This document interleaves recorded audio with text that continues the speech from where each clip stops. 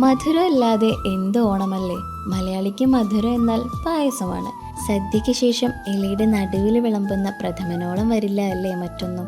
ചിലർക്ക് പ്രഥമനോടാണെങ്കിൽ ചിലർക്ക് പാൽപ്പായസങ്ങളോടായിരിക്കുമല്ലേ ഏറ്റവും പ്രിയം. ഞാനിന്നിവിടെ ഉണ്ടാക്കുന്നത് പാലടയാണ് കേട്ടോ. അങ്ങനെ അത് ആദ്യം തന്നെ പഞ്ചസാര ഒന്ന് കാരമൽ ചെയ്തെടുക്കുന്നുണ്ട്. ജസ്റ്റ് ഒന്ന് കളർ ചേഞ്ചിന് വേണ്ടി മാത്രമാണ് കേട്ടോ. വേണ്ടവർക്ക് ചെയ്താൽ മതി. അതിലോട്ട് ഇത് പിന്നെ 3 പാക്കറ്റ് പാൽ ഒഴിച്ചിട്ടുണ്ട്. പിന്നെ ഇത് നമ്മൾ വാങ്ങിയിട്ടുള്ളത് പാലട പായസം മിക്സ്ഡ് പാക്കറ്റാണ് കേട്ടോ. നല്ല സുഖമായിട്ട് ഉണ്ടാക്കാൻ പറ്റിയതുകൊണ്ട് തന്നെ, കാരണം അതിലെല്ലാം എന്താ പറയുക ഇൻക്ലൂഡഡ് ആയിരുന്നു.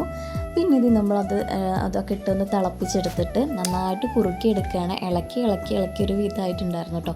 അതിൻ്റെ മുകളിലോട്ട് ഇത് നെയ്യൊക്കെ ഒഴിച്ച് നല്ല സെറ്റാക്കി എടുത്തിട്ടുണ്ട്. എൻ്റെ അമ്മോ എന്ത് രസമായിരുന്നു എന്നറിയോ. മധുരം ലേശം കൂടിപ്പോയോ എന്നൊരു സംശയം ഉണ്ടായിരുന്നു.